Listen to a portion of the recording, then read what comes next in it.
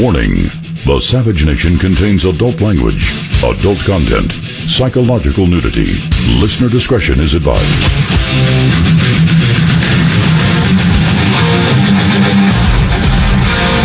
And now, America's most exciting radio talk show, The Savage Nation, home of borders, language, culture. And here he is, winner of the National Radio Hall of Fame Award, Michael Savage. Excited. I thought I won a big award and didn't know it. Oh, Michael won that award. I am Michael DelGiorno, not Michael Savage.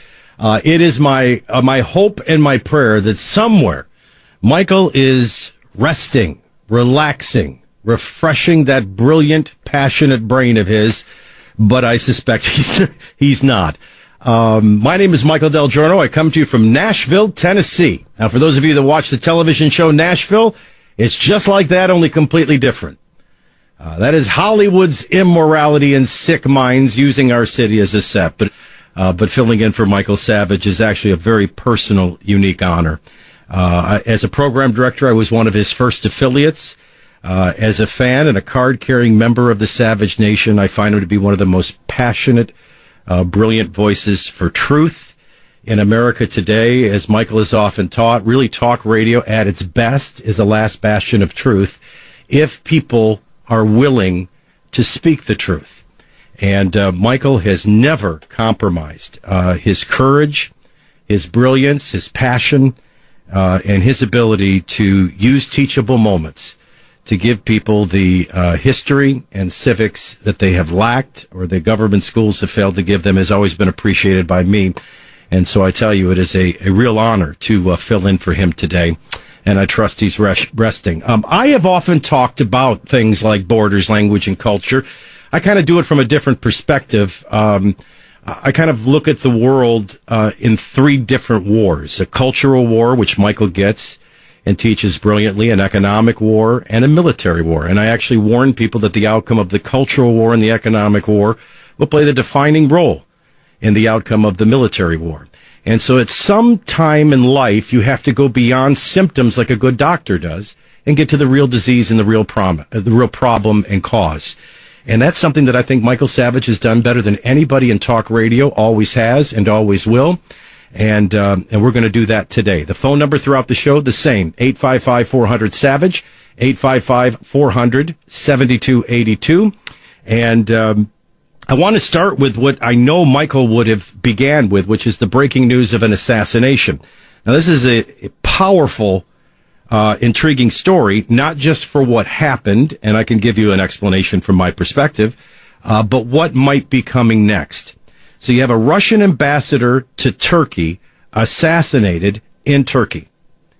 And we actually have the audio, believe it or not, of the assassination caught on tape, and I don't know if you've brushed up on your Arabic. But in terms of solving this crime, immediately you're going to hear the cop who kills him begin to shout Aleppo revenge and Allah Akbar, which is our God is great. Now you put these two things together, and you don't have to be a beat cop to quickly put together that after the kinds of protests that have been taking place in Turkey, quite frankly, a proxy war that has been going on with Russian support of Syria as well as Iran, and Shia support and a sectarian difference between Shia and Sunnis, what the motive of this was. As you know, political correctness always plays a strong role in this. Now, if this had been a white Presbyterian, we'd have his waist size by now. But it is clearly this was politically motivated. This was religiously, ideologically, sectarian motivated, but if you listen very closely, not only will you hear the shots of Andrei Karlov being assassinated, but what the gunman was shouting afterwards, which points to the motive. The audio clip.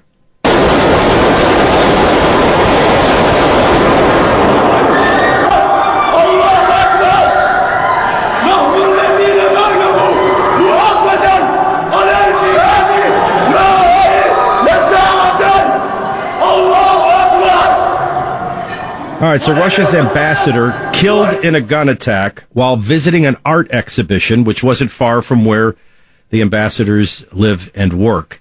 The attack came days after protests in Turkey over Russia's role in Syria, although Moscow and Turkey are now working closely together to evacuate citizens in Aleppo. Clearly, the treatment of those in Aleppo is a part of this motivation. According to the Turkish media reports, the police officer who shot Andrei Karlov recited the message in Arabic that you could hear him screaming in the background. And this kind of combination of Aleppo revenge and Allah Akbar, kind of unofficial anthems, if you will, of the rebel group Al-Nusra. So, that being a Syrian branch of Al-Qaeda. So I think what's interesting about this assassination is, as it develops, and I was having a conversation with one of Michael's producers off the air. And you know how Michael left the show Friday, right? The Chinese went out, taking control of all waters that they perceive as them, pushing us around, take a drone. And there's nobody really, I saw one story today where somebody was actually discussing, all right, well, what's going to be the American retaliation? What is going to be the American response? Now, this president, of course, has promised a response to Russia for hacking, of which we haven't seen any single shred of evidence solidifying Putin gave the order and Russia did the hacking. But he has already said, in a time and in a place of our choosing, we will retaliate. But mum's the word on China. And now this ambassador shooting. So, to me, the most interesting take on this story is how immediately, and I don't care if you're at home, I don't care if you're in the Pentagon, I don't care if you're in the State Department, I don't care where you are, everybody's going, holy crap, somebody killed a Russian ambassador, it's going to hit the fan. And how do you arrive at that? Now, I don't want to sound like Donald Trump, and you'll begin to say that I have connections to Putin and I have connections to Russia.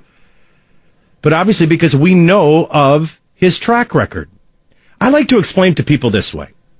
If I come to work one day, let's say I'm in a suit with a tie, and everybody's response is, you got a job interview? Did somebody die? Are you going to a funeral? Where are you going? That's because the cumulative exposure to being around me is jeans and a sweatshirt because I'm on the radio and nobody can see me. And if I suddenly come with a suit on, well, somebody's going to suspect differently. So with Barack Obama, the cumulative exposure over 8 years is, I don't know if I disagree with Michael on this one. I think he probably agrees with me. I'm not so certain that Barack Obama has led naively or ignorantly or from behind. I actually think he's led rather flawlessly out in front on behalf of our enemies. Nobody makes that many perfect mistakes like Barack Obama when it comes to foreign policy. But there's a track record of this man being weak, indecisive, and never taking action. Isn't it amazing what a difference Friday is from today, Monday? Friday, nobody went into the weekend saying, I wonder what Barack Obama's going to do to China. Are you kidding me? They just pulled up to one of our boats and stole something? Now, again, my thoughts and my prayers are with Andrei Karlov's family. This guy's at an art exhibition, and he's gunned down, and he's killed. And may I tell you this, too, first and foremost. This person who killed him, though the media will never tell you, did so in an act not of insanity, of devotion. This is their religion. He's following the example of the prophet, the teachings of the prophet, and the commands of prophets. Now, it's influenced, too, by regional sectarian strife. So this guy is literally killing an ambassador and worshiping God as he's doing it. That's the ultimate tragedy. This ambassador's at an art exhibition, and now he's dead. But a side story of this is, it's got everybody saying, and you pondering, and maybe even calling up at 855-400-SAVAGE, well, you know Putin's going to do something. What might he do?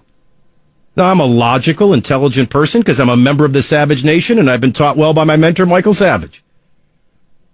And I can tell you this is going to be played one of two ways, but there is an opportunity. I don't know that Barack Obama in office until January 19th makes that opportunity very possible. But listen, Russia has been very supportive of Syria and Iran and Shia Muslims. I don't have to tell you that the Kurds and the Sunnis don't share that view.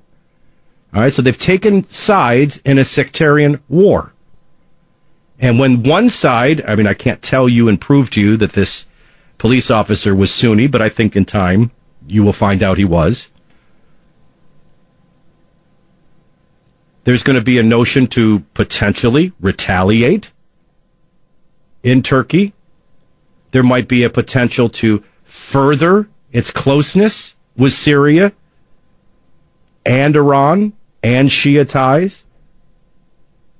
But is there, or would there be, with the right leader right now, that we may or may not have come January 20th, an opportunity to find common ground?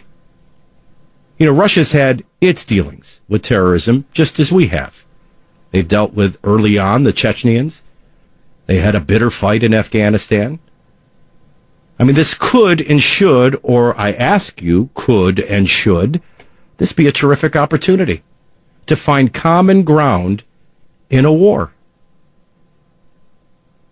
So make no mistake about it. Clearly today, if Michael were at work, a top story is in a Russian ambassador being assassinated in Turkey and yelling Aleppo revenge and Allah Akbar in Arabic as he does it. And everybody now holds their breath and wonders, wow, can't imagine what Putin's going to do.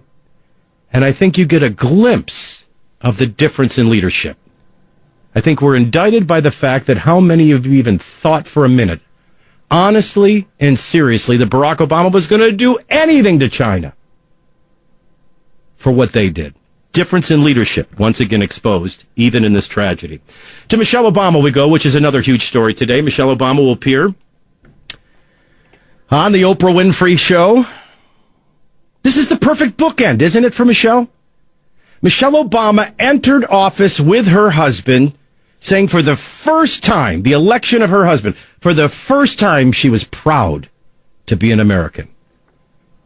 And we were all like flabbergasted. I mean, listen, congratulations. You're going to live in the White House. Your husband's the president of the United States.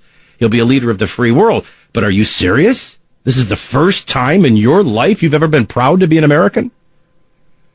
And how does she bookend it? Leaving office. And her husband's leaving, and Hillary's non-election, which would have been an extension of the direction her husband set, is her loss of hope. You know, I always say the only thing left shocking in life is the truth. I subtitled my book with that. You can't apply that any more than to this quote. Now, what you're not going to hear is the beginning of the audio clip, where Oprah gives her a chance to, you know, kind of put into perspective, legacy perspective, how much of your husband's dream of hope and change did he achieve? And with no substance, could she give you any indication, specifically, of how he has? And where would she go? The doubling of the debt? The doubling of those on food stamps? Millions out of the workforce? Millions more underemployed? Open borders? And then she leaps right into the, almost interrupting herself, because I know Donald Trump was at a rally and said, I don't think she meant this the way it came out. Oh, I do. And I'm going to go beyond symptoms to cause. When we come back, Michelle Obama on the true meaning of hopelessness, America without her husband. And, you know, there were a lot of threats. What is normally a formality. The Electoral College casting its votes, which will later be certified in Washington, D.C., and then executed in the oath of office on January the 20th. A normal formality. All these electors across the nation under attack. Now, this becomes much to do about nothing in terms of how it has played out. And I think by right now, as we're broadcasting live, Donald Trump is just about, by the way of the Electoral College, the 45th president of the United States. But they were casted at state capitals today. They will be certified in Washington January 6th, and they will be executed during the oath of office and the inauguration of Donald Trump as president of the United States. But why do I get a feeling that the anarchy and craziness is a long way from over? We'll explore these, our top three stories of the day. I'm Michael DelGiorno, in for Michael Savage, Dr. Savage, on the Savage Nation. Join the Savage Nation. Call now, 855-400-SAVAGE, 855-400-7282. Savage. The Savage Nation is sponsored by Swiss America, the only company I trust with my financial future. Call 800-289-2646 or SwissAmerica.com. Levin on Talk Radio 560 KSFO.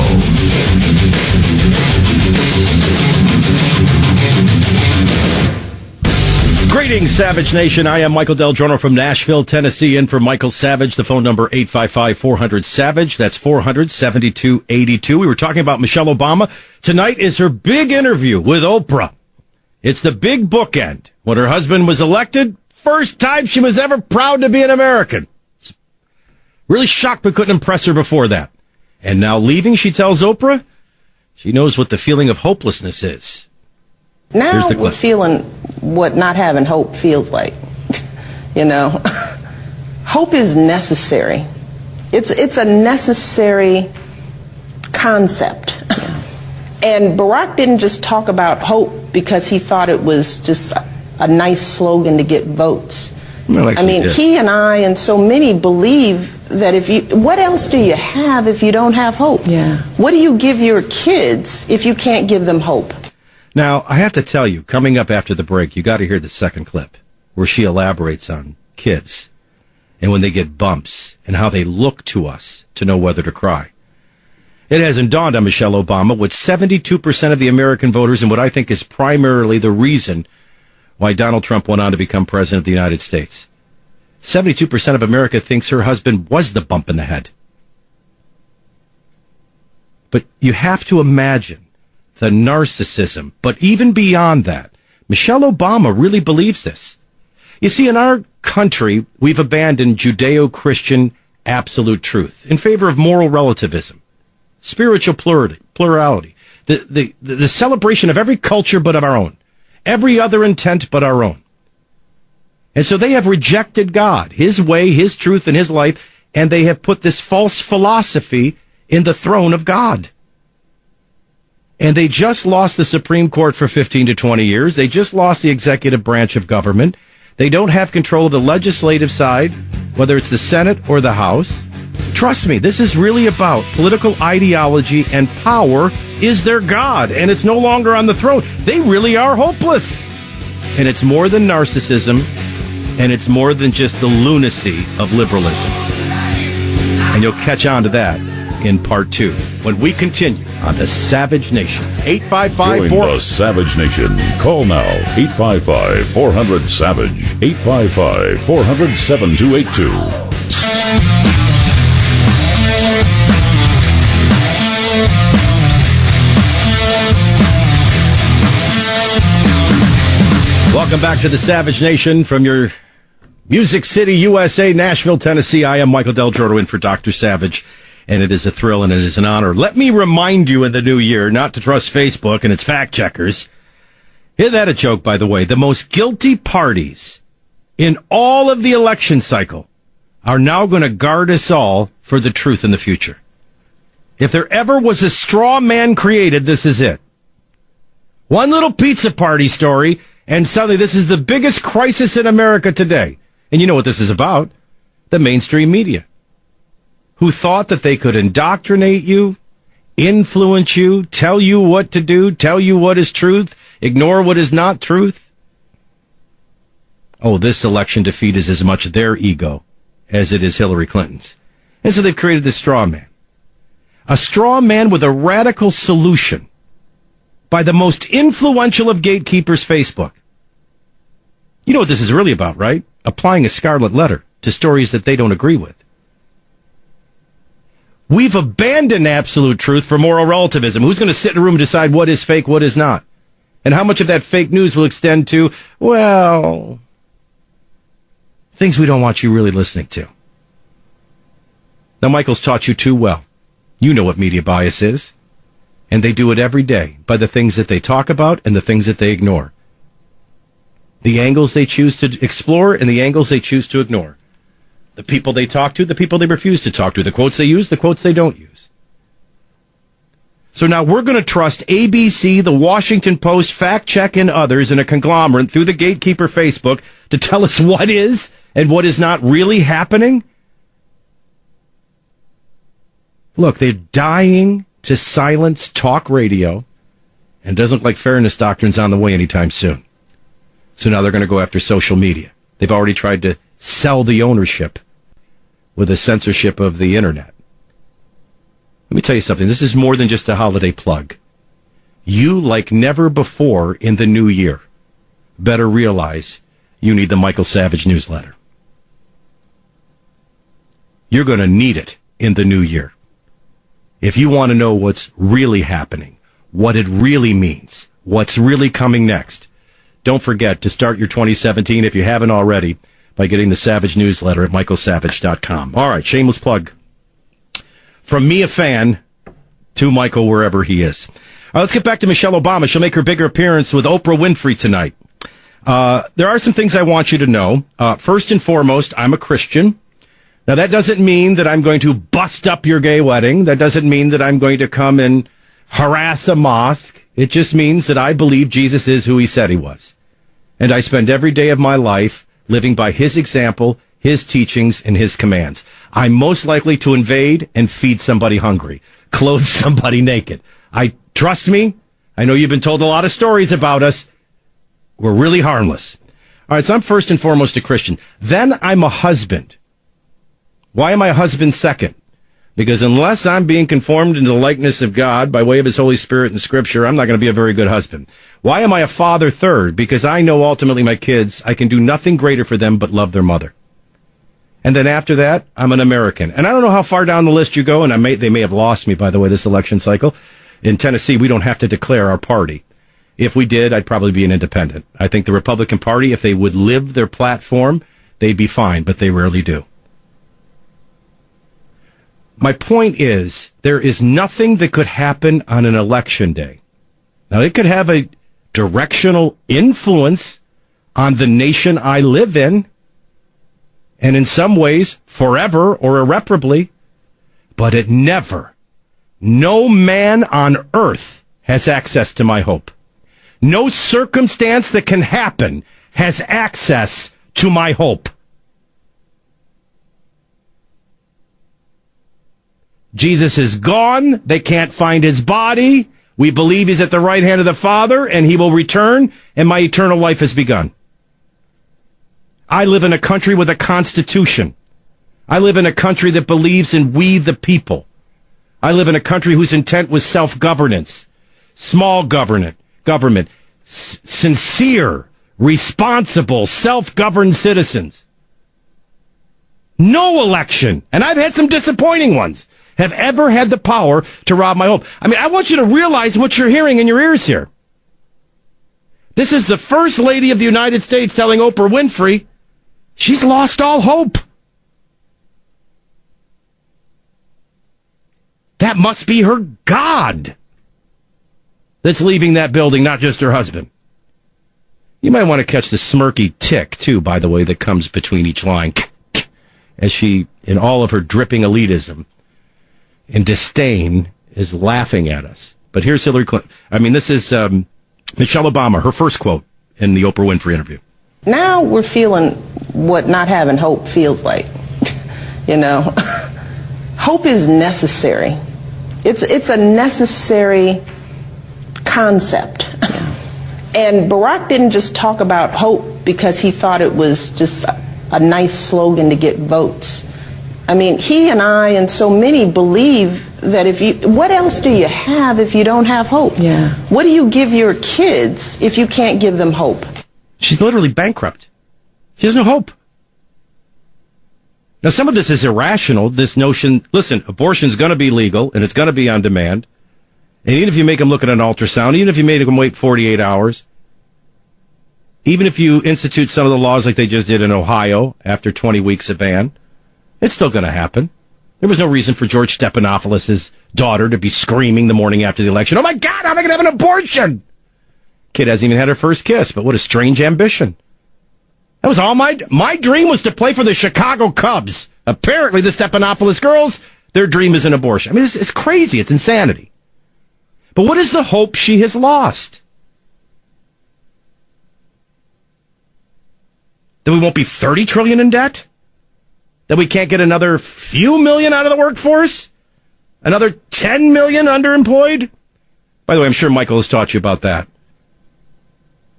The unemployment number is one of the most worthless numbers in America today. It's like walking into a car lot and saying, "Hey, I don't care what you give me for my trade-in. I don't care what you charge me for this car. Just make my payment $500. They're in the back room, eating pizza, cracking up, sending you to the financial moon. Sure, your payment's $500 a month, but you got low dollar on your trade-in, you pay top dollar for your car, and we're financing over 87,000 months. What's killing America is underemployment. People that were once making 100, 200, 300,000. That's a whole different level of taxation. That's a whole different level of expendable income that makes businesses grow and expand and hire. They're now making an hourly wage. Obama has killed employment, built uncertainty, a killer to the economy and those that hire, created underemployment, unemployment, doubling the food stamps, entitlement programs, doubling the debt. What is the hope she's lost? And how does she know the future already? It reveals that she has no hope in the Constitution. She has no hope and trust in we the people. She has no God outside of her husband or her ideology. No hope in capitalism. No hope in law and order. No hope in security. Her only hope is in the ideology of her husband and Hillary, as she would have continued, regardless how 72% of America thought we were heading the wrong direction. Outside of their political vision of globalism, weakness, centralized government, redistribution of wealth, they have no hope. Now, you'll love this second quote. Because she doesn't realize it, but her husband's the hit in our head. Play it. Our children respond to crises the way they see us respond. You know, it's like the toddler that bumps his head on the table, and they look up at you to figure out whether it hurts. And if you're like, oh my God, they're crying. But if you're like, you know what, babe, it's okay. It's okay.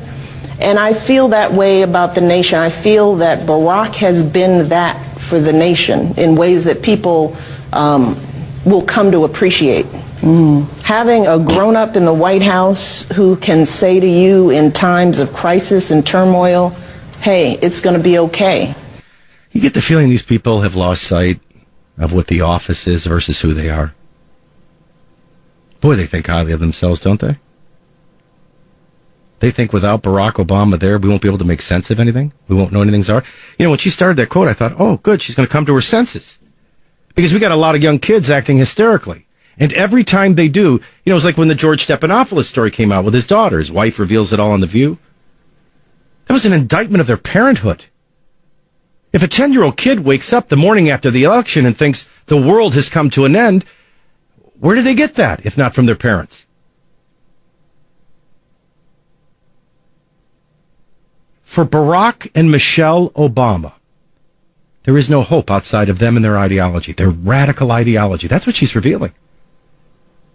What a rebukable, frightening, insane notion. And she really believes it. Listen, it's often been kicked around by many. The liberalism is a mental disorder.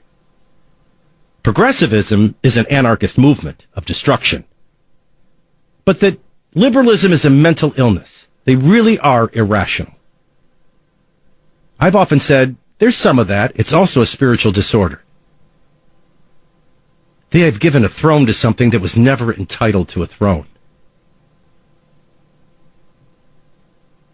They have given access to have their hope robbed.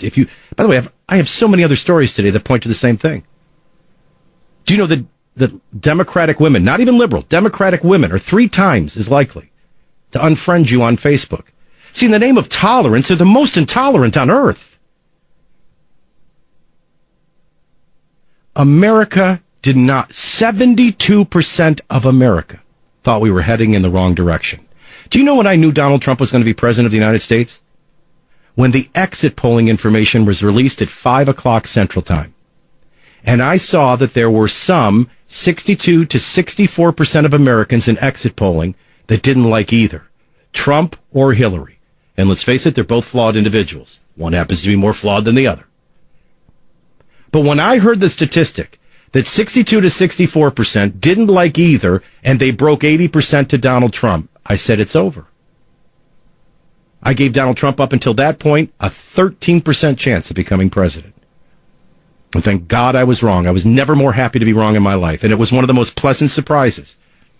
And I don't gloat, and I understand what it's like to lose. But my goodness, it is December 19th. And they're not only not over it, there's these anarchist daily movements. I mean, has anybody ever kept track of all the excuses so far? It's mind-boggling. The media gave too much exposure to Trump. The Russians hacked. Never mind what they revealed, but they hacked. I mean, they've had a different excuse to blame every day. What you had was a flawed candidate. What you had is a movement in America that we were in the wrong direction, and we needed to go in the opposite direction. And because they, and we know this through the WikiLeaks, because they shafted their outside candidate and dictated the outcome of their primary, they probably created the disgruntled Bernie Sanders lovers that did leak this stuff, not Russia. And they fixed their primary to have an establishment party candidate, and a flawed one at that. And then here comes Donald Trump, the outside candidate, and the proclivity for that movement. It's the 72% that thought we were heading in the wrong direction that was the bump in the head. And I got news for you. She can do these interviews with Oprah Winfrey all she wants. And Hollywood can protest, and anarchists can rally. But for the majority of America, Donald Trump won, explainably. Today, all the electors cast their votes. They'll be certified January 6th, and he's going to take the oath of office January 20th. And you know, as well as I do, this nonsense is just beginning. But I'm asking you a question at 855-400-SAVAGE. What does this say about Michelle Obama? What does this say about the Obamas? Listen, I would have been very disappointed if Hillary Clinton won, because I would have seen us going in the same wrong direction of open borders, of cultural chaos. I mean, we can't even figure out where to go to the bathroom. More government, more debt, more entitlements, more weakness and vulnerability to attack. But I'd have never lost my hope. Because it was never in a man. It was never in a woman. It was never in a party. It has always been in our constitutional republic, we the people, God, family, country. I mean, what does it say that Michelle Obama is going to tell Oprah Winfrey tonight she's lost all hope? And let me tell you something. She means it. So we have a Russian ambassador assassinated in Turkey. What might come of that?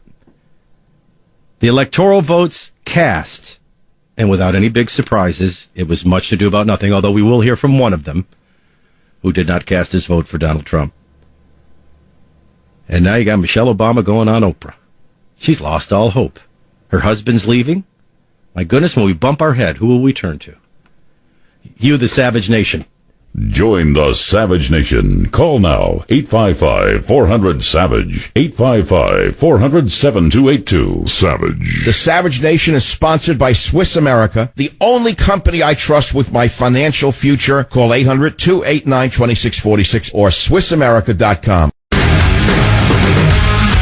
Never too late to give the gift of understanding for Christmas. How about one of Michael's great books, New York bestsellers, Scorched Earth, Restoring the Country After Obama, and, of course, the wonderful story. This one meant a lot to me. I had a bulldog, Joey, that made a huge impact on my life. But Michael telling the story of Teddy and me, any one of those books, always a great gift for a fan of the Savage Nation. Hope you'll consider doing that at Savage, michaelsavage.com. All right, no sooner are we kind of just setting up Michelle Obama's interview with Oprah, the assassination of a Russian ambassador in Turkey, the electors being counted. Then we get the breaking news of our peace-loving Muslim friends not playing well with others, this time in Berlin, using a large truck to plow through a crowd where several have been killed and over 50 injured. This is a developing story. We'll have more when we continue. Next on the Savage Nation. Join the Savage Nation.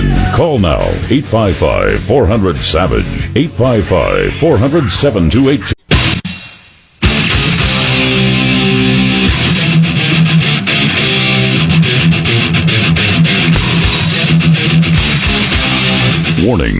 The Savage Nation contains adult language, adult content, psychological nudity.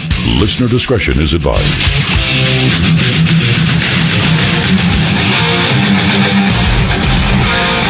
And now, America's most exciting radio talk show, The Savage Nation, home of borders, language, culture. And here he is, winner of the National Radio Hall of Fame Award, Michael Savage. It's the Savage Nation. I am Michael DelGiorno, filling in for Dr. Savage. Don't forget to get the latest headlines and sign up for the Savage newsletter at michaelsavage.com.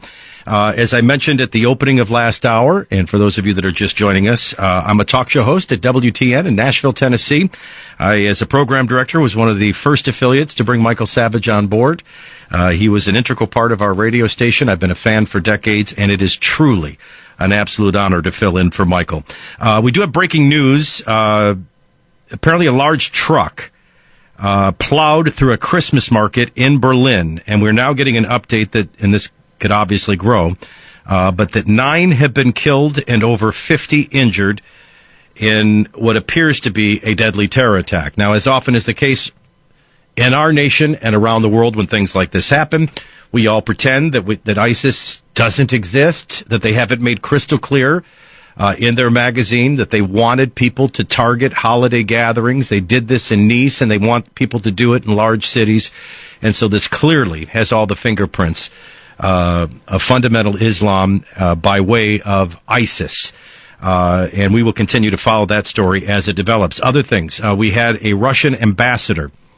His name is Andrei Karlov. He was assassinated by a police officer in Turkey while at a museum. The gunman began shooting him after, and we have the actual audio of that. We played it earlier. After shooting him, he started screaming out in a loud voice in Arabic, Aleppo revenge, Allah Akbar, God is great. This, too, has all the signatures of the rebel group al-Nusra.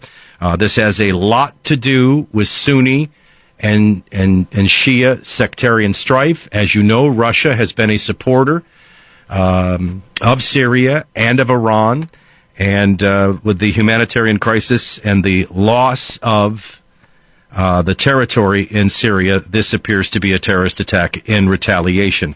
So we're continuing to follow that story. Then we have the Michelle Obama big interview, which is coming up tonight with Oprah Winfrey, heading into office.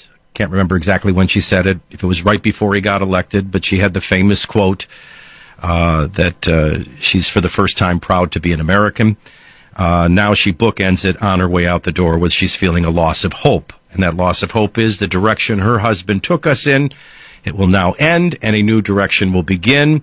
So what turned out to be the will of 72% of the American people who thought we were heading in the wrong direction is a loss of hope for Michelle Obama. And then, of course, we have the Electoral College poised, if it hasn't already. They've been gathering at state capitals across the nation today to make official and cast their electoral votes to officially make Donald Trump, I say officially, to cast their votes to make him the 45th president-elect. That will be certified on January 6th and executed in an inaugural oath of office and speech on January 20th. For many people, this has just been kind of a formality. I think there is, before I get to calls, one bright spot in all of this. It has been a strange election year. And there certainly are a lot of whiny, spoiled people, although I try to warn my audience, and I think Michael would agree, that there's a root to all of this. One of the two biggest word studies I ever did that changed my life was the difference between react and respond. React reacts. And some of the biggest mistakes you make in your life to circumstances are reactions. Responds, different. You're prepared. You know what's coming. And then when it happens, you respond. That's how you survive. It's powerful. And there's a big difference between envy and jealousy. Jealousy is, gee, I like Jim's car. It's better than mine. I like your house. It's nicer than mine. Wish I had that boat. Envy is you have something and it belongs to me. You stole it. And if I can't have it, you can't have it, and it destroys it for both. That's really at the root of this ideology we're seeing from the far left. And that's why the American people spoke, the election happened, and like they're going through the 7 stages of grief. Denial. I'll never forget on election night, we did a live broadcast. Now, we're getting our information directly from the Secretary of State offices. We would project a state for Donald Trump, and do you know the networks, as if they have some kind of constitutional authority, would refuse to acknowledge that state, having been won by Donald Trump for, in some cases, in CNN's case, 2 hours later. And then we all waited till 2:30 in the morning for Hillary to have a nervous breakdown or physically be well enough. I still don't know what happened. I don't think anybody knows what happened that night. Panetta comes out, too close to call. We think there's going to be illegal shenanigan. Go home. And then Hillary calls Trump, and it's over. We literally had to wait till 2:30 in the morning for the media to come to grips with their denial that Donald Trump was the president-elect. And it has continued since. I'm going to give out an award to Charlie Sheen here, coming up in just a few minutes. But I just suspect in all of these top stories, have you ever played that game? It's a dangerous game. Don't ever play it. Oh, life will begin when I get to high school. Oh, no, you don't understand. Life will begin when I graduate high school and I get to college. No, you don't understand. Life's going to begin when I graduate college and I finally get my job. No, you don't understand. Life's going to begin when I finally get married or when I finally have kids or when I finally get... You know what happens? Life never begins. But like you, I have said to myself daily, come on, it's got to be over, right?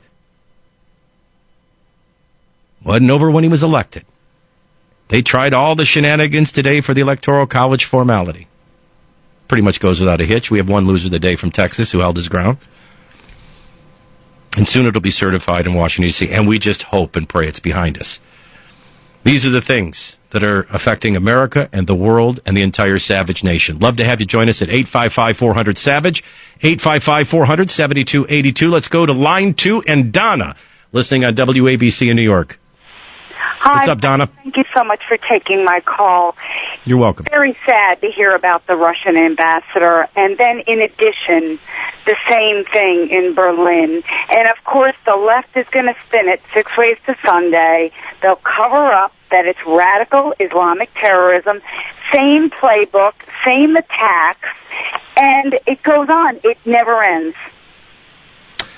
Yeah, and but Donna, thanks for the call. That's the power of political correctness, right?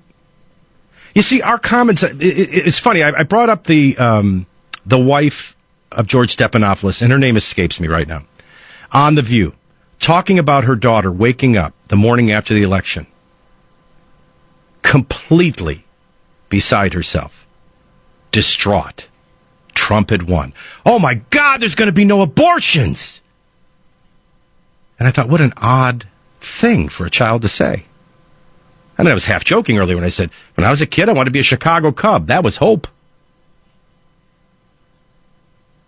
Whose aspiration at 12 years old is, oh my God, I want to have an abortion someday? I just thought that was the oddest, most irrational thing.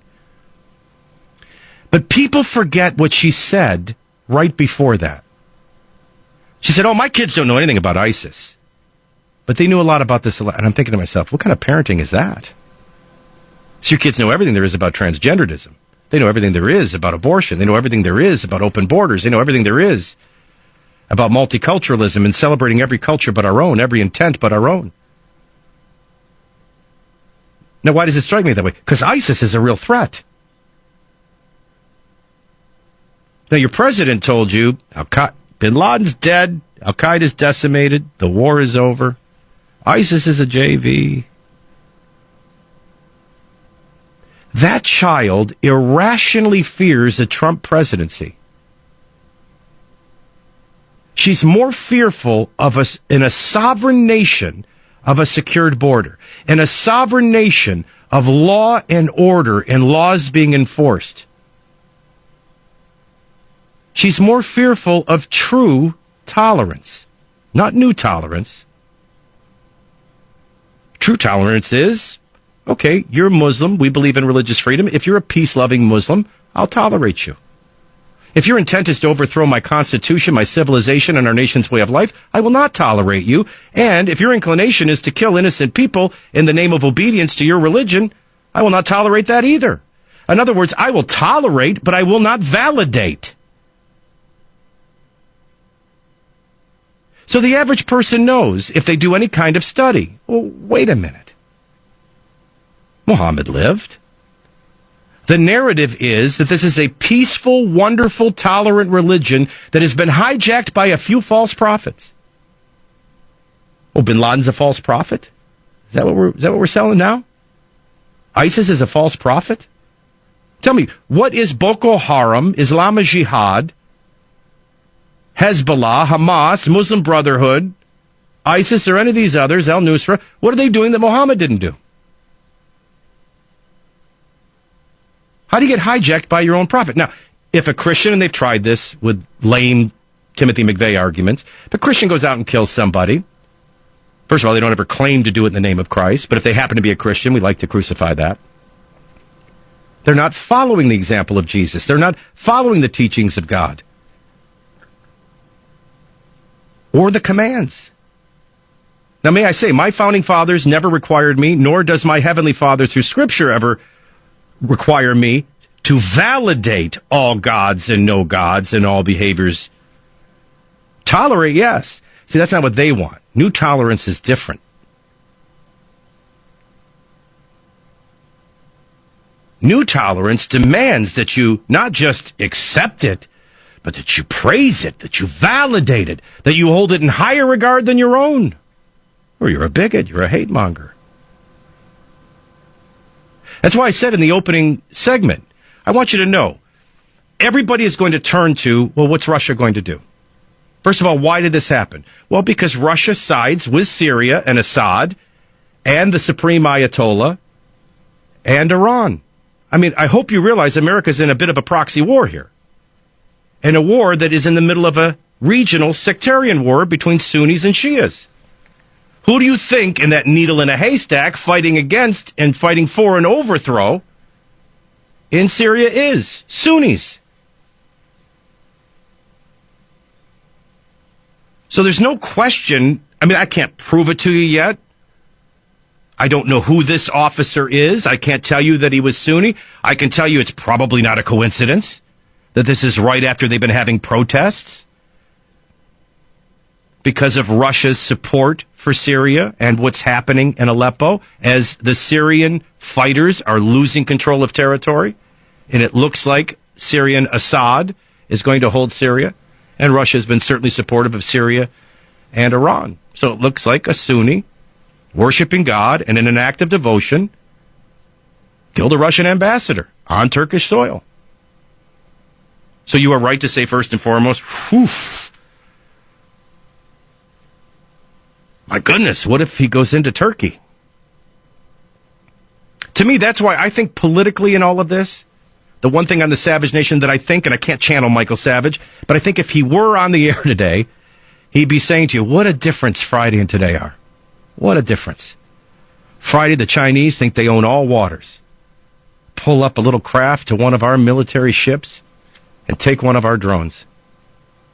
Do you know what's tragic? Nobody went into the weekend saying, I wonder what Obama's going to do to China. Even when Obama was trying to make a big deal out of the hacking in Russia and said, I'm going to retaliate. Now, he can't give you a lick of proof that Putin gave the order and Russia did the hacking. And nobody hacked and changed the outcome of the election. It just revealed things that they really did. The hackers had to do the jobs of the hack journalists who don't do theirs. But nobody took seriously what he's going to do to Russia, and nobody spent the weekend wondering, I wonder what he's going to do to China. And you know what everybody's thinking today? A Russian ambassador assassinated on Turkish soil? Duck. Might say a little bit more about Vladimir Putin. But there is an opportunity here, if we had the right leader already in place, to find common ground with Russia. If there's any hope of having strong relations with Russia in the future and not adversarial,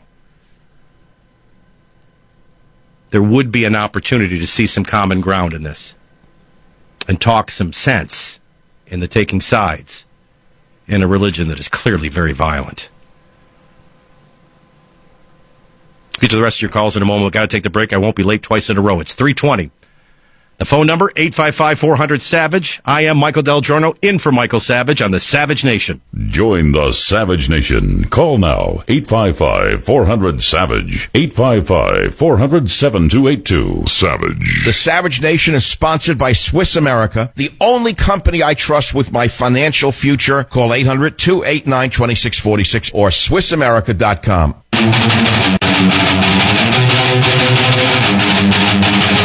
It's the Savage Nation. I am Michael DelGiorno from Nashville, Tennessee, filling in for Dr. Savage. Get the latest headlines and sign up for the Savage newsletter at michaelsavage.com, and it's an honor to be filling in. We're getting more information out of Germany, where officials now apparently are admitting they were warned. Of course, we've all been warned.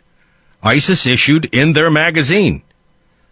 They were calling on Muslims, wherever they're at, stop coming here, stay at home, or return to your home nation, and use large vehicles, much like they did in Nice, and attack people during holiday gatherings. And that's exactly, frankly, what happened on the Ohio State campus to some degree. Don't forget, he started driving into the crowd of people. Then he got out of the car with his knife. And what he didn't expect was one of the officers, University Campus Police, to have been called to that area over a gas leak, and he got popped within 60 seconds. Well, that wasn't the case in Germany, where officials say they were warned that a terrorist was planning an attack on Christmas markets, as ISIS has made clear on the internet. Just weeks before the horrific attack in Berlin, at least 9 people have now been confirmed killed after a large truck plowed into a festival market in Germany, injuring 50 others. It is said it had credible information that Islamic State, or as Obama would say, ISIL, and Al-Qaeda were planning attacks and focusing on the upcoming holiday season. It specifically warned American travelers to exercise caution at holiday festivals, events, and outdoor markets. Now, if you report any of that, you're, of course, Islamophobic.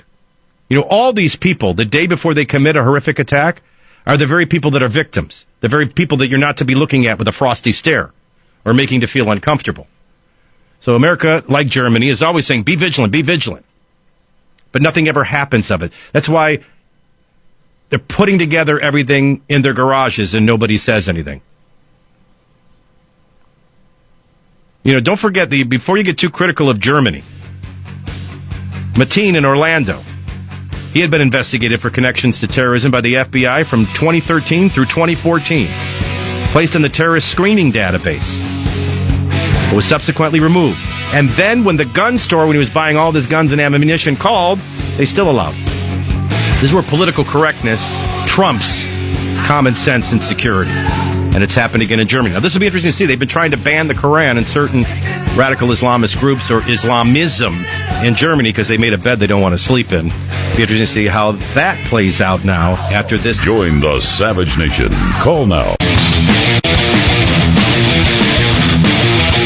It's the Savage Nation. I am Michael DelGiorno from Nashville, Tennessee, filling in for Dr. Savage, who I hope and pray is resting and recharging, though I know him too well to assume that. Don't forget to get the latest headlines and sign up for the Savage newsletter at michaelsavage.com.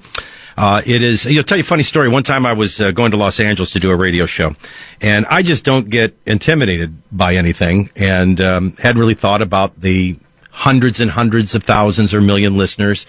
And I've filled in for other national shows. I don't really think about that. But somebody on the plane said to me, wow, I hear Johnny Carson listens to that radio station. And that's when I stopped dead in my tracks and my palms started sweating. And so I was joking with Jimmy and some of the other producers. I really don't think about the 200 million listeners nationwide. And today isn't about me. It's about Michael and his nation and his audience. And the world goes on. There's things to understand today. But I was more concerned about the audience of one, him, listening, than I was the millions of you. For the millions of you, I'm just happy to be in the same nation as you, and I'm Michael's house. Alan from WFNC on the Obama Myth of Hope. Welcome to the Savage Nation. Yeah. I was telling the call screener that I remember that in 2000, well, first of all, I keep up with what's going on in international relations. I'm retired Army. My father was had a 4th grade education, and thanks to a businessman, I was able to go through 2 years of college, work through 2 more.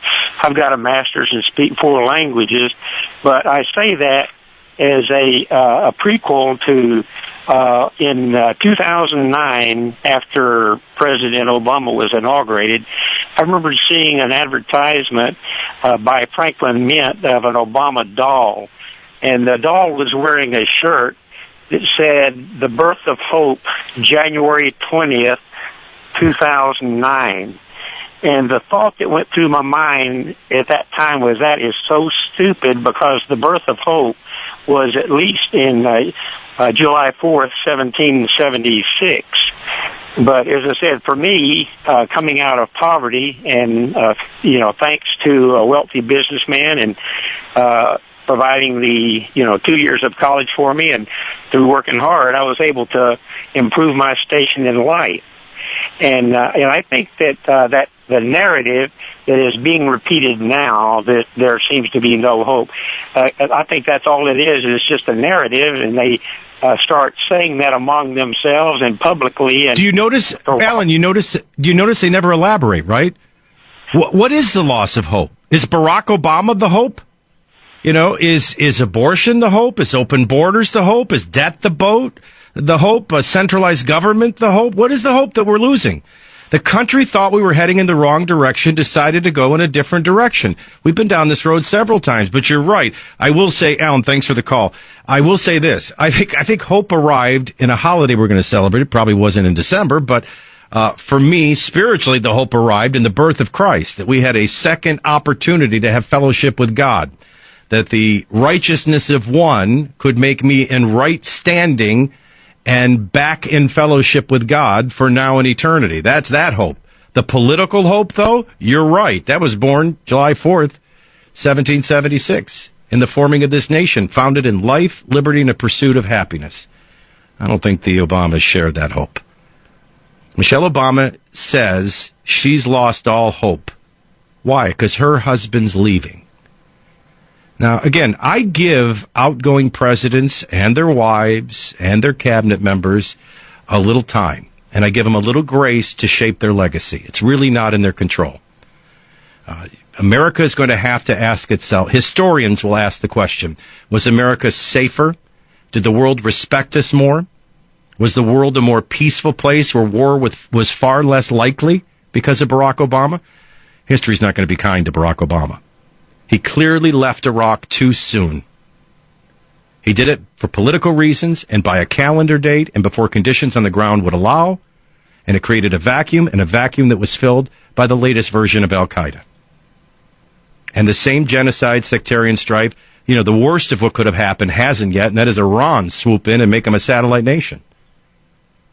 It's going to look at what happened in Egypt and what Obama called, change and an uprising of democracy, and see it as nothing as turning your back on an ally. He wasn't perfect, but turning your back on Mubarak, fanning the flames of the Muslim Brotherhood, going from being banned and imprisoned to in control.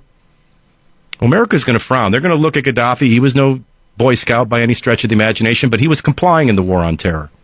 And that removal created another vacuum that was filled. And the place was crawling with Al-Qaeda when they were trying to give us a cover story. So the world doesn't respect us more, if that was hope. Talking to enemies didn't work. Iran got its deal and its money. We even did a little exchange for a deserter and gave them some of the most dangerous terrorists at Guantanamo Bay, but they're not complying. Obamacare couldn't have been the hope. It's already failed. I mean, that's just a numbers game. That's a bunch of people in politics for political reasons creating something they knew nothing about. It's an actuarial failure. Unemployment, underemployment, those that have left the workforce and without hope, not even attempting to get a job. I mean, seriously. But you have to understand from their perspective, they've abandoned God. They're in rebellion against God. They don't believe in our Judeo-Christian values or the rules for them beliefs. They have made this ideology their God. And it may have started in spiritual pluralism. It may have been moral relativism. But this is their God. And it's been removed from every throne. They can't control the Supreme Court, one of the three branches of government. They've lost the executive branch. Now, Hillary represented a continuation of the direction. See, they can't even come to terms with, wait a minute, 72% of America thought we were going in the wrong direction. Well, of course they went with the outsider. Of course they went with the non-establishment candidate. Of course they went with a different direction. They can't come to terms with that. Nor can the media. Because this is their loss, too. They were supposed to be able to manipulate you into doing whatever they wanted you to do, and you didn't listen. How dare you? By the way, thanks for your service to our country and to my family. Let's go to, I'm trying to be fair. We got a lot of WABCs here. Jim from WFNC. Welcome to the Savage Nation. Yes, Michael, it's nice to talk to you.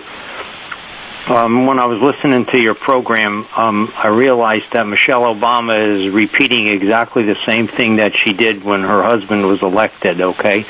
She's coming out with nonsensical statements. I'm so proud to finally be an American and things like that, okay?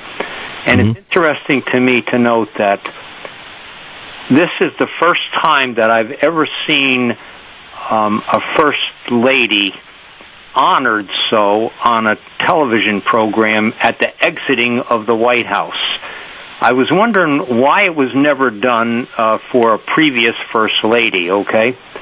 And the other thing that I'm wondering about is, and I watched the program last night on 60 Minutes, a segment about what's going on in Syria as far as the white helmets and rescuing these people that have been buried alive as a result of the Assad administration and coupling with the Russian activities.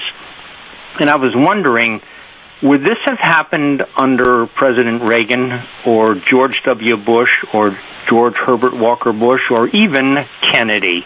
Would it have happened, or would we have been in a better position to render assistance to those poor people in Syria who are being decimated by a man who is actually out to kill everyone who is opposed to him?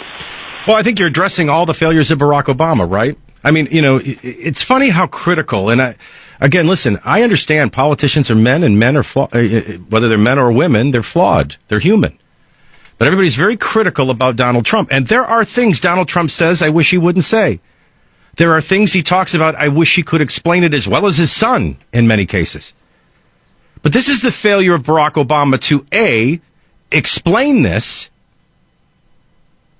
Look at it. He's going out of office focused on something he can't prove, Russian involvement in an election, rather than addressing Syria and Assad. But it's this president that drew the line and then backed away. Appeasement always emboldens an aggressor. An aggressor always sniffs out and smells weakness. And China smells it, Russia smells it, Al-Qaeda, ISIS smells it at times. They get this, and that's why they push it. Now, in the case of, to some degree, you could make a case. I think Nancy Reagan, probably close.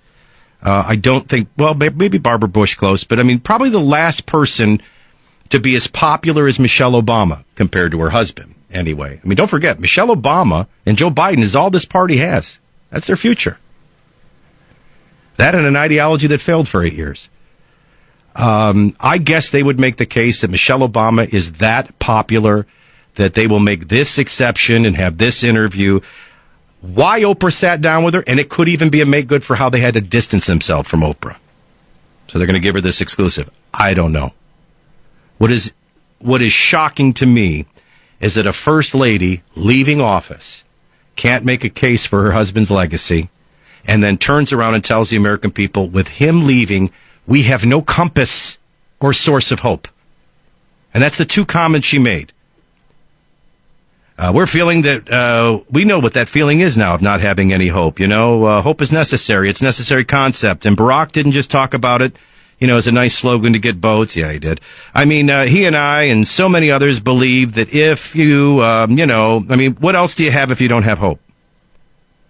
What do you give your kids if you can't give them hope?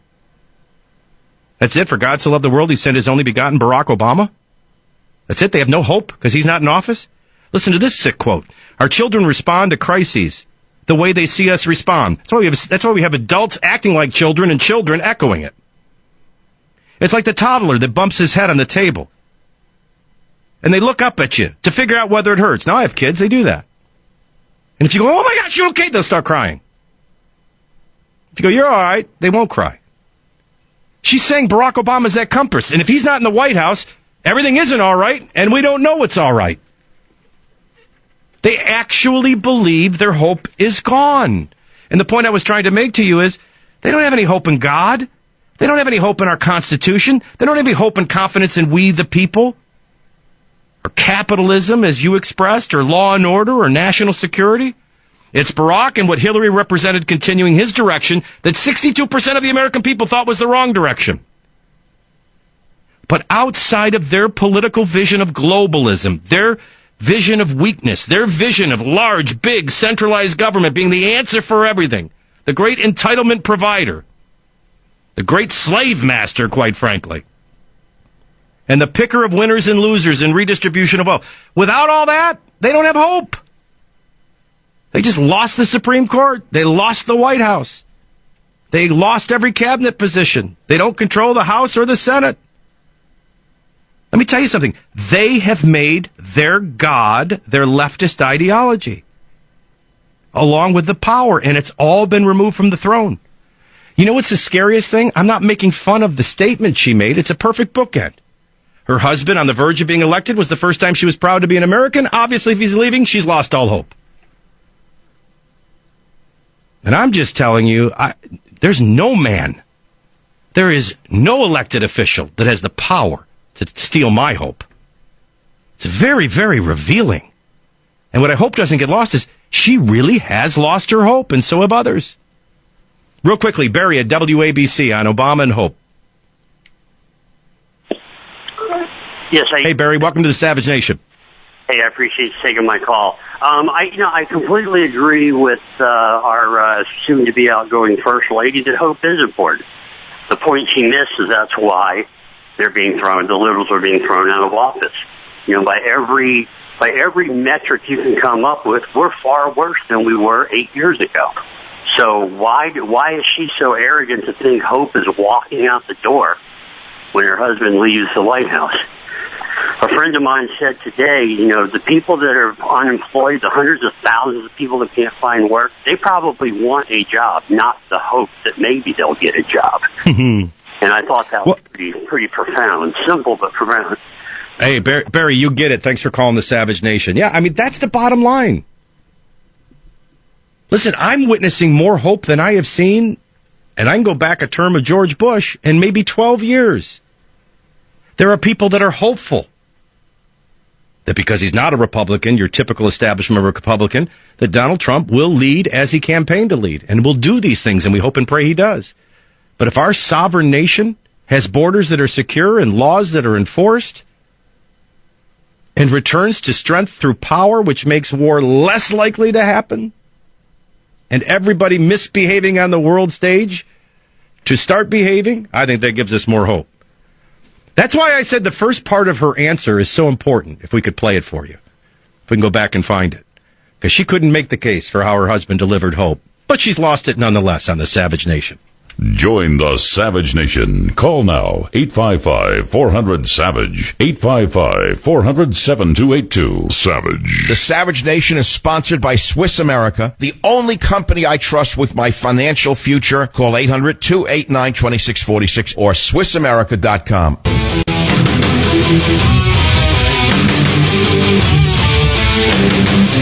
It is the Savage Nation. I am Michael DelGiorno from Music City, USA in Nashville, filling in for Dr. Savage.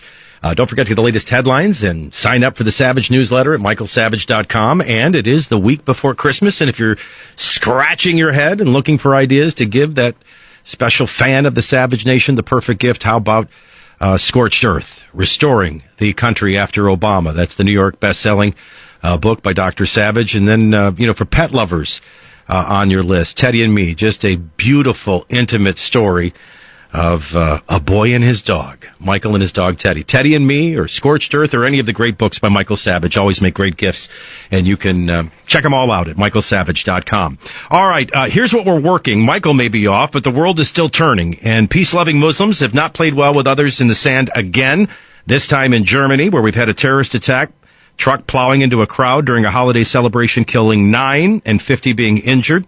Don't forget, there's been controversy in Germany with all of the refugees and with all of the cultural chaos and calamity. They have even sought to ban certain groups giving out Qurans. I mean, they've made this bed and they're having a hard time sleeping in it, and this is not going to make that situation any better. Also, we had a Russian ambassador in Turkey assassinated. The Islamic killer yelling Allah, Aleppo revenge and Allah Akbar. I mean, clearly radical Islam and terrorism is the motivation there. And Michelle Obama to appear on Oprah Winfrey tonight. The Electoral College making official Donald Trump is the next president. We're talking all about that with you on the Savage Nation next. Join the Savage Nation. Call now, 855-400-SAVAGE, 855-400-7282. Warning. The Savage Nation contains adult language, adult content, psychological nudity. Listener discretion is advised.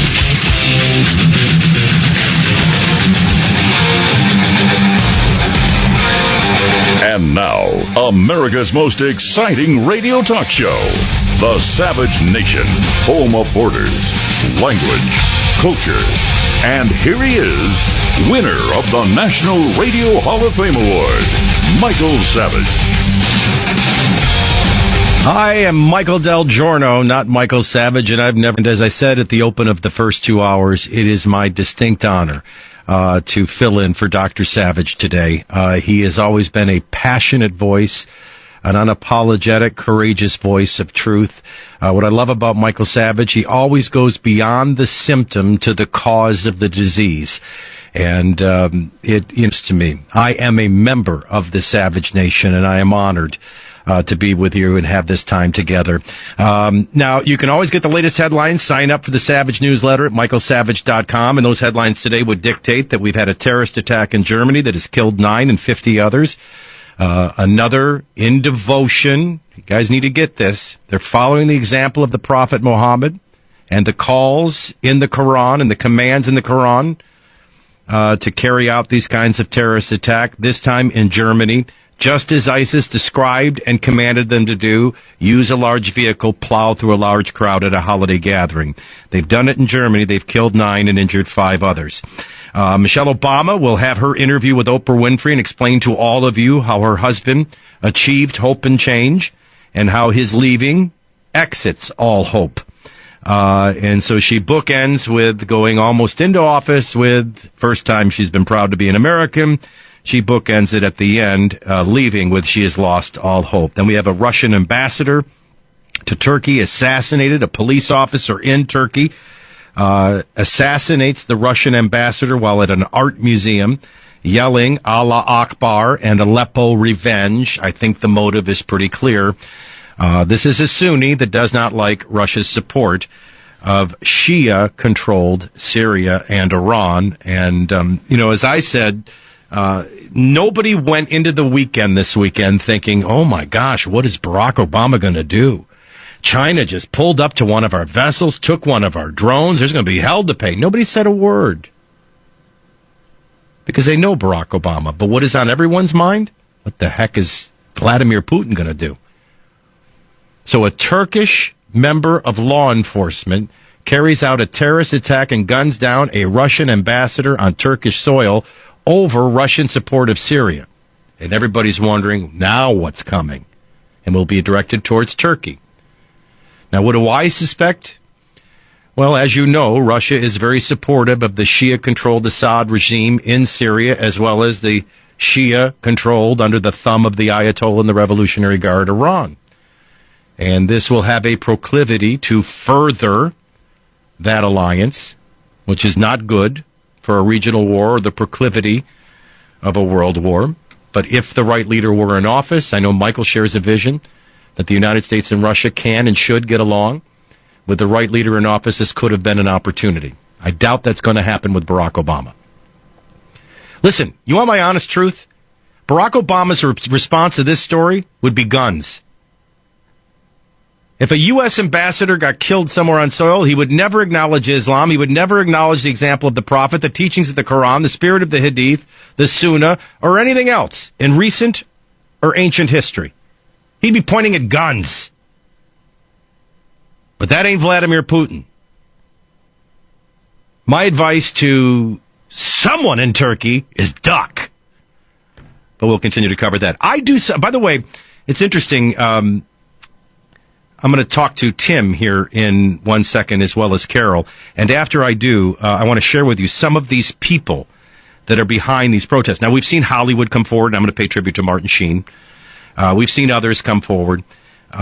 Listen, this is the mainstream media. This is the leftist Hollywood elite, the academia elite, the envy multicultural, new tolerance, far left and progressive anarchists. This is their worst hour because they see that 72% of America thought we were heading in the wrong direction. They elected Trump.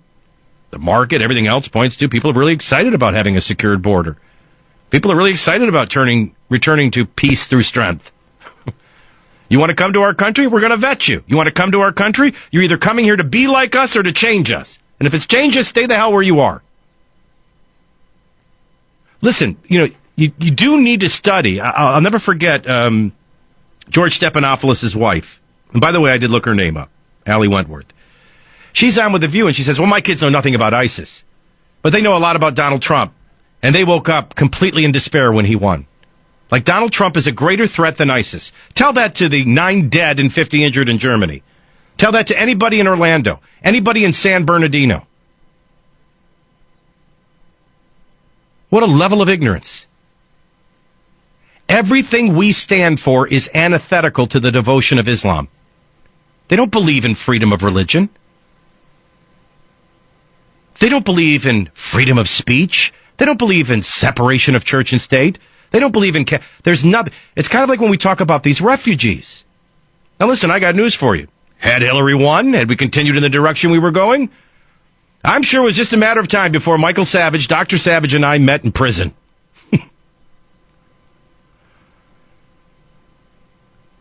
But if you wanted to give me asylum somewhere, don't send me to Tehran, Iran. They're going to notice my Bible. They're going to notice me praying. I'll be dead. That's why the solution has always been bring them somewhere in their region and protect them there. Because you're asking a Muslim to choose. I mean, isn't that the lesson of Nadal Hassan at Fort Hood? This guy was warning you. He was doing PowerPoint presentations for suicide bombers. Why?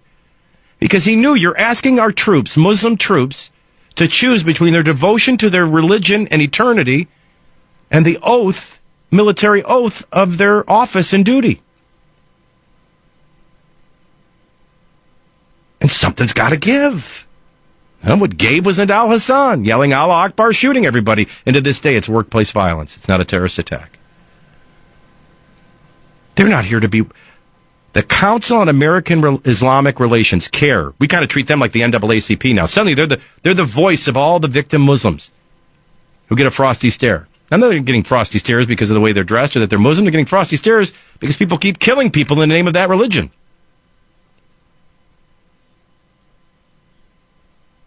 He said on American soil in 1998, Islam is not in America to be one of many religions.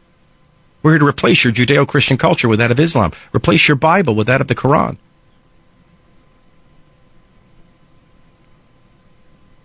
They're either coming here to assimilate and be what we are, or they're coming here to change us. And Germany's finding out.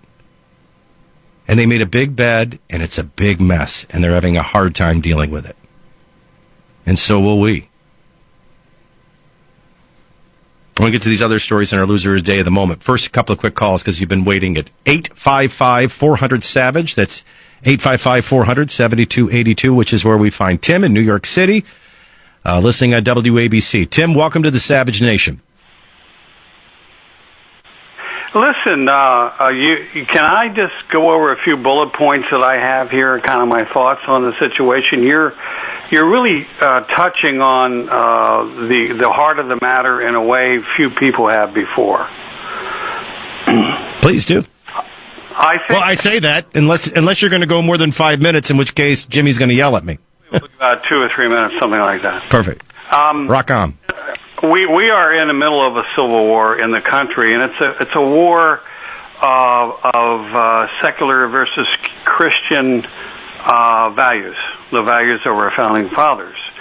The progressive left represents a secular humanist value. It's really anti-Christ in nature.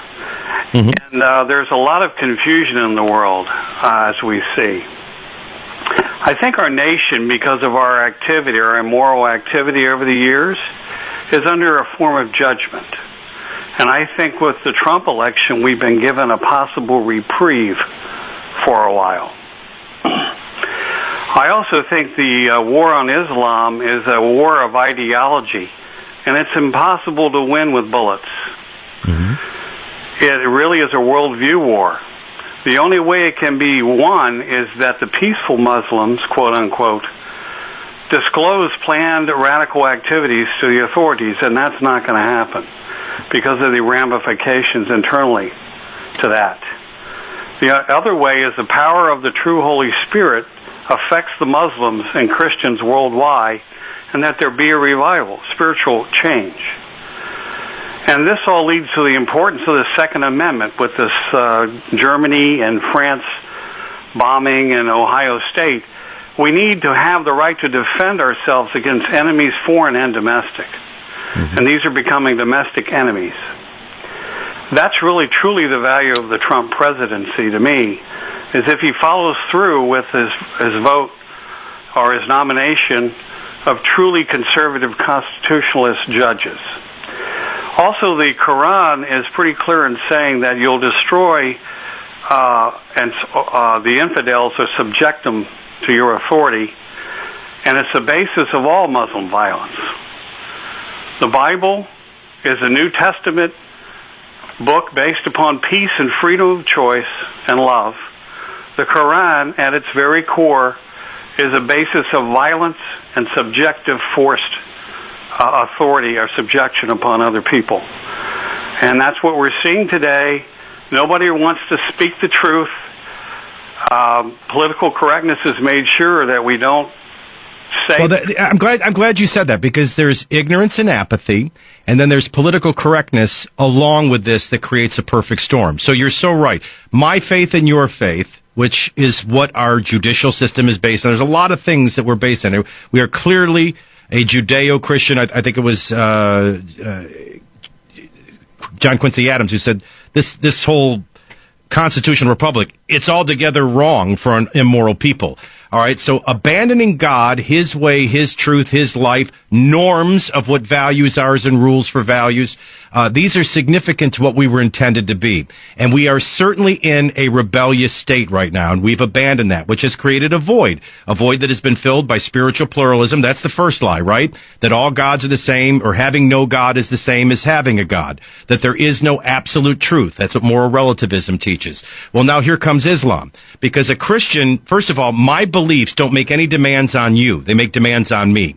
They demand me to be submissive. They demand me to serve others. They demand me to love even those who hate me, so on and so forth. Islam makes demands on us. So I think you brought up something very, very important that in this type of a radio show, and I've got 40 seconds to go, I have to say thanks for the call. I will say this. Prophetically, I think they're going to form a caliphate, and then they are going to attack Israel, which is the epicenter of the world, and it's going to bring about something that I think God will ultimately address this once and for all, if Scripture is what we think it is, God-breathed and always right. In the meantime, history, 1,400 years of history shows us that identifying Islam, understanding the life of Muhammad is profound. Understanding the teachings of the Quran is profound. Understanding the stages of control. They populate, then they infiltrate and agitate, and then they wage war.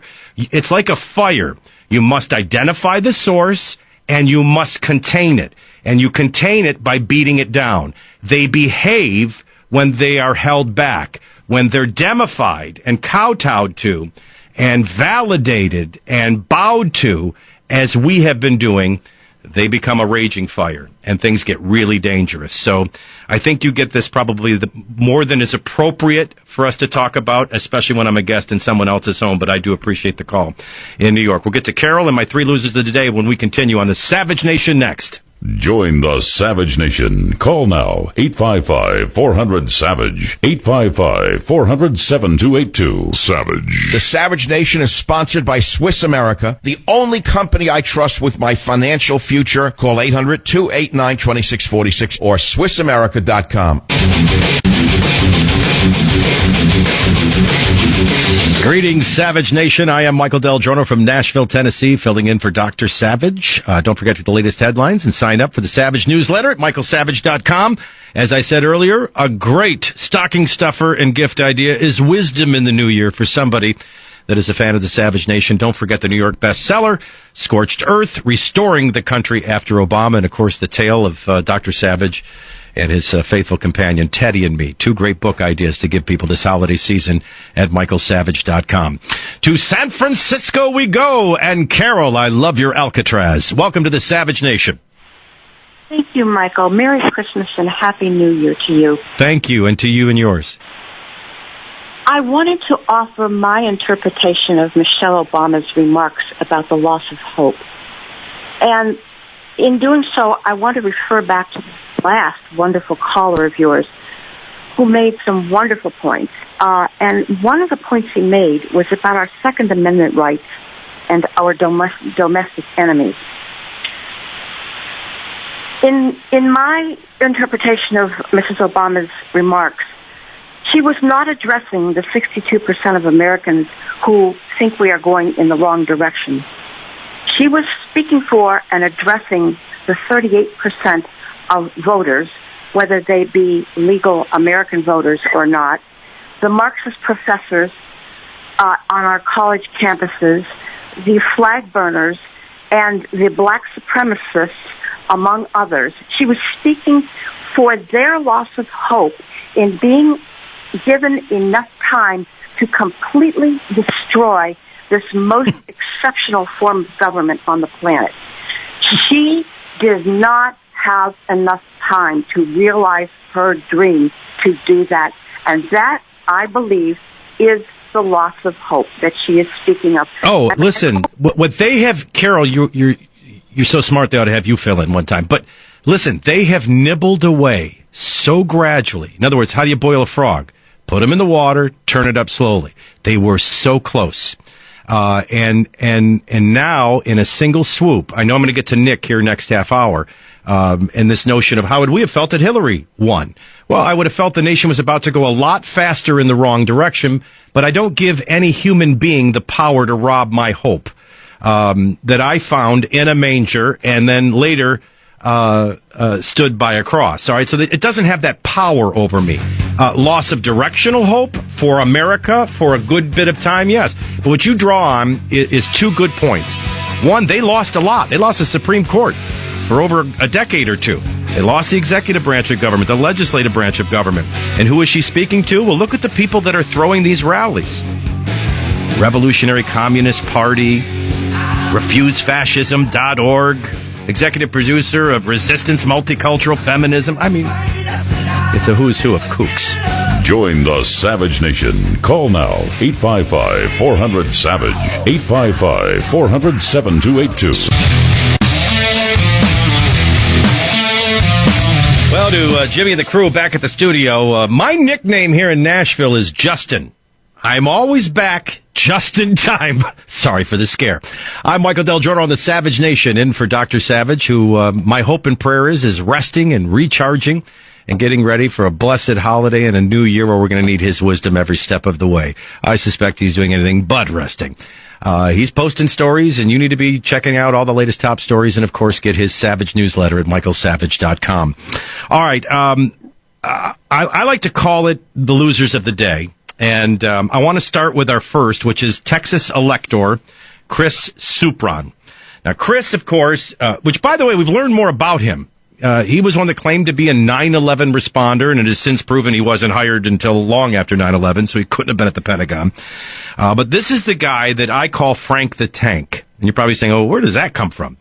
For those of you that have ever watched the movie Old School, and it is a classic, Frank the Tank, played by Will Ferrell, gets drunk at the frat party, and he's going to lead everybody on a big old streak.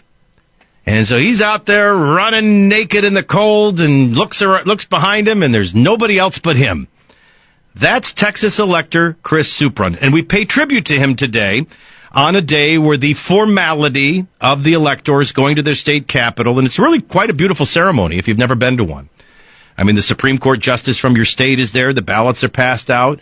I know here in Tennessee this morning they voted first on Donald Trump and then on Mike Pence as vice president. It's 2 separate votes, and they're turned in to the Supreme Court justice, and that is the casting of the Electoral College vote. Now, there's been a lot of criticism of the Electoral College because people don't understand civics. You know, we rewrite history every day in motion pictures. We rewrite reality every day with media bias.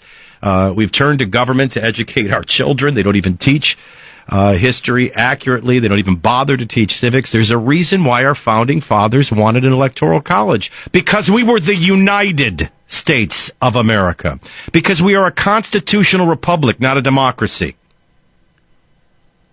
We were never intended to be anything like mob rule. And so when you go back and you understand civics, and maybe it was never taught to you, and this should be a teachable moment, you would think. Just don't look to ABC, NBC, CBS, National Geographic, or History Channel, or anyone else to teach it to you, because they don't want you to know they're in the midst of a coup d'etat. But there's a reason why we have more members in the House of Representatives than the United States Senate, because one addresses population. And senators were originally chosen by their states, and their whole job in New York City was to make sure the states were protected. Now they see themselves as like the two old Muppets in the balcony. Then again, your founding fathers couldn't have envisioned career politicians that come at 25 and grope their way all the way to death, sucking at the teat. But that's what we were originally intended to be. Because our founding fathers weren't interested in democracy. It always ended in dictatorship or anarchy. And maybe that's why Michelle Obama is losing so much hope right now. They were so close to the anarchy, and yet so far. So here's our Frank the Tank Award. Texas elector Chris Supran, who goes on all the national shows saying he's not going to vote rubber stamp for the Kremlin. He's going to not do the will of the people in his district, and he's not going to vote for Donald Trump. Now follow me, and if a 36 follow you, maybe we can create some havoc. And of course, today went calmly, without a hitch. Here's Chris. And I've gone out of my way to say to the other electors, you don't need to come out. I don't need to see you on MSNBC or CNN or your local paper saying I'm voting for someone other than Donald Trump. I'm willing to take the slings and arrows, and that's fine. I've got a great legal team. But if you're concerned about getting death threats or whether or not your electoral vote is yours or just a rubber stamp, possibly even for the Kremlin, you should contact lawyers today, right now, and make sure that your vote counts. Isn't this guy a joke? Boy, he must take his cues right out of Islam, doesn't he? Suddenly he's the victim. Now he's the victim? Do you know the people? Listen. Do you know how electors in what is normally a formality have been treated in the last few weeks? They have gotten death threats. They have been addressed in op-ed pieces. They have had their businesses lose business in this coup d'etat attempt. Now, this guy's got the gall to say they're the victims. Oh, don't bother coming. He's Frank the Tank. He was leading everybody in a big streak through town square. And as the day ends, he was virtually alone, without a hitch. And now we're on to certification and inauguration. Throw him out in the cold. Jimmy, show him the door. Yeah, throw him out. Throw him out into the cold. One of our losers of the day. The other has to be Martin Sheen. Now, we all know. Listen, Hollywood is licking their wounds just like the mainstream media. They can't believe you didn't listen to them. We tried to hide the truth. We exaggerated. We made it completely biased and one-sided. We told you were crazy if you voted for... And you elected him. So they're licking their ego wounds. They thought they had credibility. They thought they had control over you. And you didn't listen to them. And Hollywood's the same way. So you start getting, all these people that are... You ever watch Madam Secretary? Oh, my gosh, Tia Leone. She's exhausted. Every scene she's just exhausted. She's carrying the weight of the world. All these dumb men in the show. I'm solving all the world problems. Then you have Martin. These actors who can't keep their lives together. They're really convinced that they know what they're talking about because they played these things on television. Now I got news for you. I don't want any of these actors that play doctors on television doing any operations on me. And I don't want any of these people that played president telling me who should be the president. But a group of Hollywood actors leading an effort today to convince electors not to vote for President Donald Trump, hastily arranged a last-ditch bid. Martin Sheen was one of them. They did this big video. Now, Martin Sheen, of course, played the fictitious president, Bartlett, in The West Wing. He's featured in a personalized video designed to sway a Kansas elector. The piece is entitled Mr. Ashley McMillan.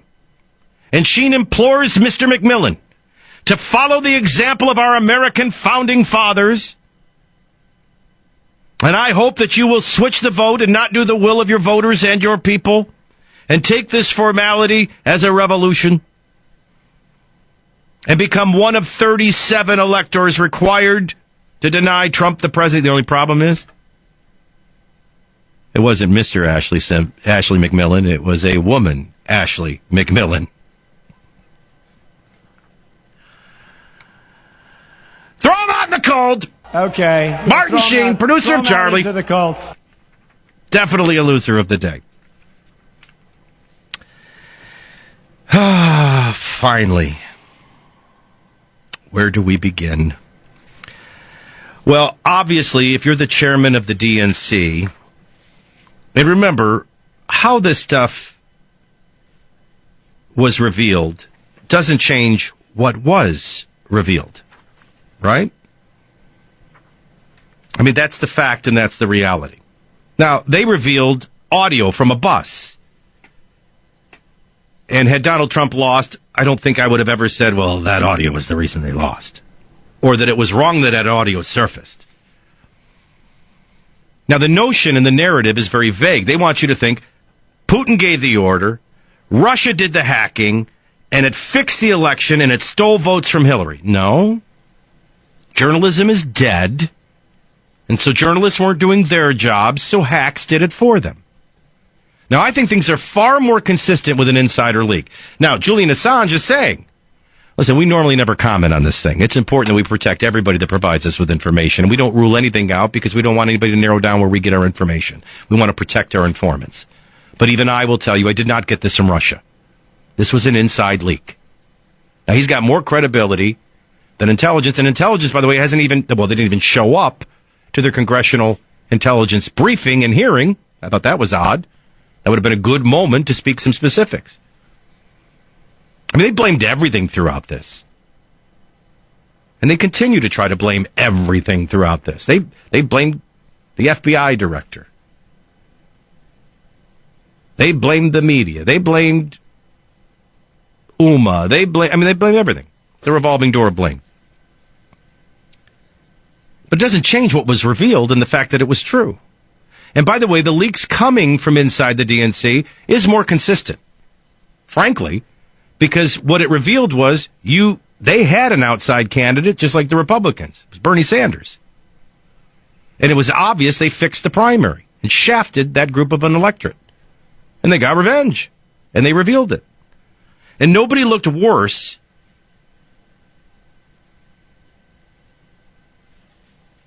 than the DNC chair, who got caught red-handed, feeding questions that were going to happen in the debate. Do we have the audio clip of our final loser of the day? Should be Donna Brazil. I think she was clip. I don't have the number. It's on a different page. I think it's clip 6. Yeah, the election was tainted by this intrusion. But there's no question that having a foreign adversary, a foe, interfere and to use hacked, stolen emails and weaponize them against the Democrats, not the Republicans, not Trump, but against Hillary Clinton and the Democratic Party, the President's Party. We should be outraged by it. I know I'm still outraged by it. As I joked with Jimmy off the air, we may have to change exhibits of giraffes at zoos, because these are bigger. Isn't that rich? This election was tainted by this intrusion. Do you know what the hack revealed? How their primary was tainted by the DNC's intrusion. Apparently it's okay when we do it inside job, but to have somebody outside reveal it, it's all off her now. She didn't do anything wrong. Listen, this is the same left that'll watch a shooter stand up, yell Allah Akbar, and start shooting people and say, we just don't know the motive yet. They're just, I mean, it's unbelievable. Never mind what she got caught red-handed doing. Wasn't that tainted with intrusion? How would you like to have been a Bernie Sanders supporter? And you find out the DNC has been rigging this whole thing through superdelegates, rigging it through feeding her the questions before debates. And it was all so it's like blaming the gun in a shooting. The same gun that arrives on the scene and ends it and stamps out evil and secures good. They never see past the bad. Now, we don't do the same thing with knives, and we don't do the same thing with bats and other things that are used. She's like blaming the gun. Never mind, she was the shooter. Donna Brazil. Throw her out! Take her coat off! Yeah, throw him out. Throw him out into the cold. Our losers of the day. I mean, wow. Bigger than a giraffe. Closing thoughts and a couple of calls when we come back on the Savage Nation. Join the Savage Nation. Call now. 855-400-SAVAGE. 855-400-7282. Savage. The Savage Nation is sponsored by Swiss America, the only company I trust with my financial future. Call 800-289-2646 or SwissAmerica.com. It's the Savage Nation, and I am Michael DelGiorno, filling in for Dr. Savage, who is off today. Don't forget to get the latest headlines and sign up for the Savage newsletter at michaelsavage.com, and it has been a thrill and an honor to be with you today. And to, on behalf of Dr. Savage, be the first to tell you that it is official. Donald J. Trump will be the next president of the United States. Now, that's been the case since the November 8th election, but there is the formality. Trump won 300. I love this line. This is so biased. Trump, who won 306 electoral votes despite losing the national popular vote. Now, I know that Michael doesn't watch a lot of sports, and he might be offended by a sports analogy, but that would be like saying the Tennessee Titans defeated the Kansas City Chiefs 19-17 despite not having the most yards in the game. That's not the scoreboard, you morons. But he's got his 270. I think we're up to maybe 7 defectors in all. I don't think the list tops that. And so now, for those of you who have been following this excuse list, first we blamed the media for giving him too much exposure. Then we blamed fake news and Comey and the FBI, then the Electoral College and the Russians and the hacking, and then now the electors. They didn't succumb to our death threats and the urging of our actors and actresses. You know what I just keep doing to cheer myself up? I remind myself, the Chicago Cubs won the World Series. Donald Trump defeated Hillary Clinton, will be the next president of the United States and take us back in a better direction. And I got to fill in for Michael Savage. Let's go to Nick, who's on the line. Nick, I want to give you and Denise the final say on the Savage Nation today, so we got about 1 minute each. Hi. Hey, Nick. Hi. I want to thank you, Dr. Savage, and your station for all you do. I would like to hear more about what if the tables were turned, what it would be like, and if Hillary had won. I believe I heard Dr. Savage say that Trump was our final hope. You were talking about hope in your last hour. I agree with that. And had Hillary gotten elected, what I would have had to do to restore freedom in this country is the liberals should be grateful that Donald Trump won, because I kind of use the analogy of the guy in Tiananmen Square standing up to the tank. We had the media against us and the Republicans against us and everybody. Nick, Nick, by the way, I got to interrupt because I want to get Denise in here. I do not disagree with you or Dr. Savage, other than do not assume it's over. In other words, you still have the media against you. You still have Hollywood against you. Still, virtually every teacher in common education and professor in higher education is going to be against our children and our values and beliefs when we send them. Would we have gone at a higher speed further in the wrong direction? Would debt have grown dramatically? Would we have seen a further uncertainty that would have obviously affected job creation and kept wages stagnant? You bet. But we have seen what we would be like. and 2 elections of Barack Obama. And I don't think we've acted this crazy. Denise, we're down to like 20 seconds, but you held so long. You're a first-time GOP voter, and you actually have hope. Oh, I have confidence, faith and confidence in the American people, and my faith in God. And I wanted to say to the listeners that not all people of color agree with Barack Obama or Michelle Obama. And that's why to